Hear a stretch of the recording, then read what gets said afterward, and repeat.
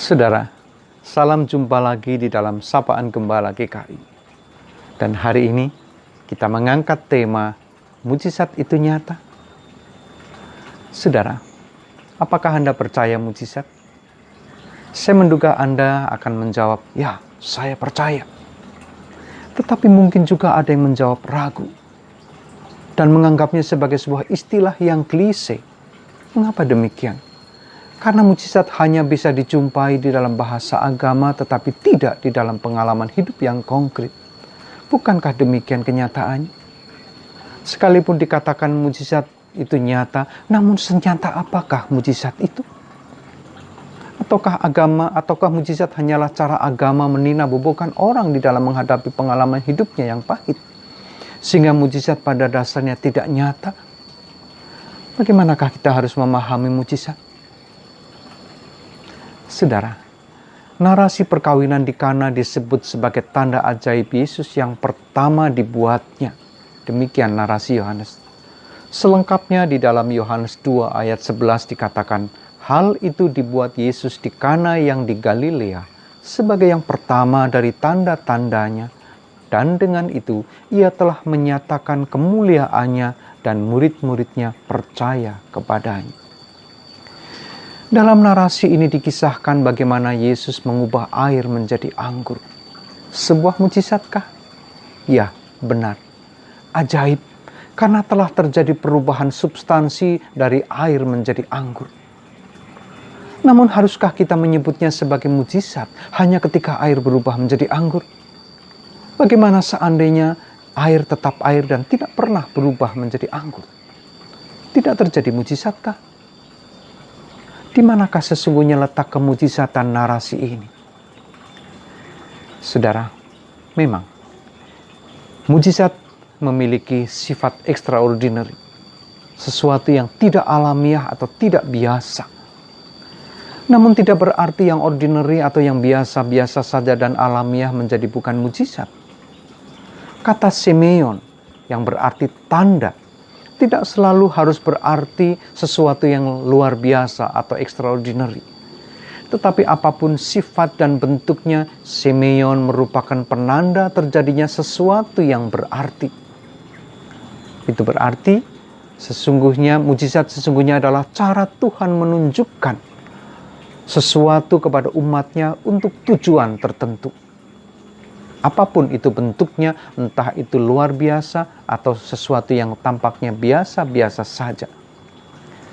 Narasi di Kana memperlihatkan bagaimana cara Tuhan menunjukkan sesuatu kepada umatnya untuk tujuan tertentu.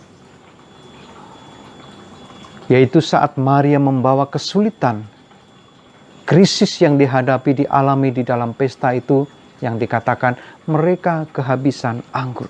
Demikian kata narasi Maria di dalam narasi tersebut yang menunjukkan adanya situasi krisis. Dan yang menarik di sana saudara, di dalam situasi krisis tersebut Maria mempersilahkan Tuhan hadir, menyatakan kehendaknya, karyanya pada waktunya sendiri. Dan selanjutnya saudara, Maria meminta dan menyuruh pelayan-pelayan itu mengerjakan apapun yang Yesus minta. Hal ini memperlihatkan bagaimana kepada kita saudara, bagaimana mereka semua berproses, ambil bagian mengerjakan tugas mereka, kewajiban tanggung jawab mereka sesuai porsi masing-masing. Sehingga bukan hanya Yesus saja yang melakukan sesuatu, tetapi mereka semua melakukan sesuatu. Disitulah saudara kita melihat mereka mengalami mujizat. Kata kuncinya adalah berproses bersama-sama mewujudkan mujizat. Sehingga mujizat pada dasarnya adalah hasil dari sebuah proses. Saudara, mujizat terjadi di dalam kehidupan Anda dan saya saat kita melibatkan Tuhan dalam setiap perjuangan dan kehidupan kita untuk mengatasi kesulitan dan krisis kita. Sehingga melalui kesulitan hidup ini Anda dan saya memperoleh nilai baru untuk kita hidupi. Nilai baru yang membuat hidup Anda dan saya menjadi semakin berarti dan semakin bermakna. Kesulitan hidup tidak selalu harus membuat kita kehilangan arah. Kesulitan hidup tidak selalu harus membuat Anda dan saya kehilangan makna. Ketika kesulitan hidup yang kita alami membuat Anda dan saya memperoleh nilai baru yang membuat hidup kita menjadi semakin bermakna dan berarti, memberi arti bagi sesama kita, saat itulah mujizat terjadi di dalam hidup Anda dan saya. Tak terkecuali di dalam situasi seperti saat ini, ketika sebagai warga dunia, kita mengalami pandemi global COVID-19. Juga sebagai bangsa Indonesia, kita mengalami ancaman resesi ekonomi serta maraknya demo penolakan Undang-Undang Cipta Kerja di seluruh penjuru tanah air. Inilah situasi krisis yang kita alami bersama. Sebagaimana perjamuan kawin di Kana di dalam narasi yang kita baca tadi. Narasi krisis ini menjadi narasi mujizat bukan ketika air berubah menjadi anggur semata. Namun ketika kita secara bersama-sama, secara sadar dan rela mempersilahkan Tuhan hadir menyatakan tujuannya kepada kita. Keterlibatan kita di dalam narasi mujizat ini adalah ketika situasi krisis ini tidak membuat kita kehilangan rasa kemanusiaan kita, tidak membuat kita kehilangan kesadaran ataupun kebersamaan dan empati kita terhadap sesama kita, kesetiakawanan sosial kita.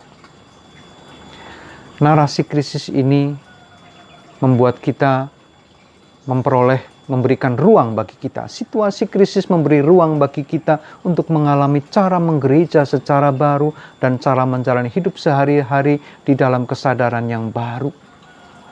Sehingga semua ini membuat kita mengalami kesadaran baru dan tata kehidupan yang baru di dalam bermasyarakat, berbangsa, dan bernegara, serta bergereja. Dengan kata lain, saudara, ketika situasi krisis pandemi COVID-19 serta ancaman resesi ekonomi ini semakin mendewasakan kita di dalam menjalani kehidupan sehari-hari kita, saat itulah mujizat terjadi di dalam kehidupan saudara dan saya. Narasi mujizat adalah karena tanda yang Tuhan kerjakan untuk semakin mendewasakan Anda dan saya. Selamat mengalami mujizatnya. Biarlah Tuhan menolong kita. Mari kita berdoa. Tuhan, terima kasih ketika kami boleh belajar hakikat dari mujizat. Agar situasi krisis yang dialami di dalam pesta perjamuan di Kana tersebut seakan juga kami alami di dalam krisis yang kami hadapi sebagai bagian dari bangsa Indonesia dan umat manusia ini. Tuhan, biarlah sebagaimana pesta perjamuan di Kana, narasi krisis menjadi narasi mujizat yang nyata. Ketika kami semua sebagai bagian dari bangsa ini, bagian dari umat manusia, berproses bersama, situasi krisis mendewasakan kami. Sehingga kami pun menjadi semakin dewasa, menjadi semakin menyadari siapa diri kami dan apa tanggung jawab kami di dalam dunia milik Tuhan. Tolong kami Tuhan. Terima kasih ya Tuhan. Berkati bangsa dan negara kami, berkati para penyelenggara negeri ini. Berkati gereja Tuhan dan juga seluruh umat manusia. Agar kami semua boleh mengalami mujizat Tuhan yang nyata. Di dalam nama Tuhan kami Yesus Kristus, kami berdoa. Amin. Sampai jumpa. Salam dari saya, Pendeta Daniel Budiman dari GKI Depok.